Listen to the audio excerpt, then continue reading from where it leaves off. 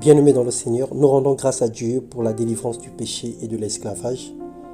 La Bible nous dit que, sachant qu'un esclave ne fait pas partie de la famille, un fils, lui, en fait partie pour toujours. Si donc c'est le Fils qui vous donne la liberté, alors vous serez vraiment des hommes libres. Que le Seigneur vous bénisse. Le thème de notre méditation ce matin, un pas vers la liberté. La première démarche pour vaincre le péché consiste à passer de l'étape de croyant à l'étape de disciple. Faire de Jésus-Christ son maître et du Saint-Esprit son enseignant et en demeurant sous sa discipline.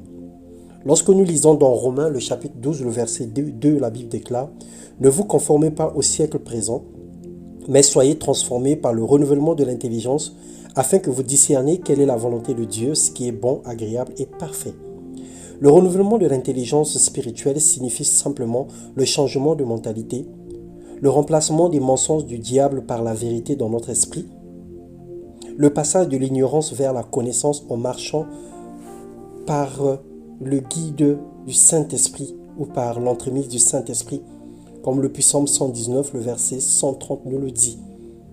Dans Jean 3, le verset 8, la Bible déclare « Marcher selon l'Esprit » veut simplement dire laisser l'Esprit Saint diriger et conduire une vie, orienter nos pensées et guider nos émotions. L'homme spirituel est le contraire de l'homme animal. L'homme animal marche selon son instinct, selon ses passions, tandis que l'homme spirituel est conduit par la parole de Dieu. La victoire sur le péché n'est possible que chez l'homme spirituel, c'est-à-dire celui qui marche selon l'esprit et qui est né de nouveau, qui a un esprit régénéré, qui ne regarde plus les choses avec les yeux physiques, mais qui pense comme Dieu pense. Car il n'accomplit pas les désirs de la chair, nous relate Galates 5,16. Approchons-nous de Dieu avec assurance, repentons-nous sincèrement et acceptons sa parole pour être délivrés définitivement du péché et de toute forme d'esclavage, de toute forme de liens, de toute forme de situations qui nous tiennent esclaves, qui nous tiennent captifs et qui nous retiennent esclaves de Satan.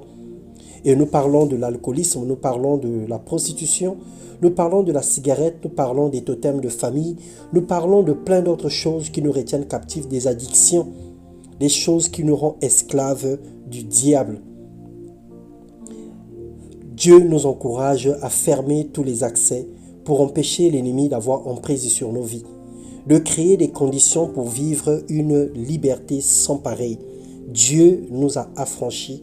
Le Seigneur a payé le prix pour notre liberté.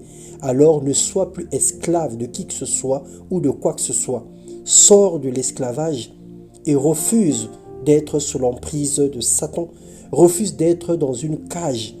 Refuse d'être encerclé par une vie qui ne glorifie pas le Seigneur, par la débauche et toute autre chose qui nous emprisonne et qui nous rend captifs. Seigneur, délivre-nous définitivement des œuvres qui nous retiennent captifs dans le nom de Jésus-Christ. Nous refusons la vie en dents de scie et nous refusons de tomber et de se relever régulièrement. Nous voulons mener une vie en flèche et nous voulons mener une vie expansive. Nous voulons aller de l'avant et voir ta gloire se manifester dans notre vie. Parce que toi, à la croix de Golgotha, tu t'es chargé de nos péchés et par ton sang, nous avons été lavés. Tu as condamné, tu as déchiré l'acte dont les ordonnances nous condamnaient et tu nous as rendus complètement libres. Que ton nom soit béni et glorifié dans le nom puissant de Jésus-Christ. Amen.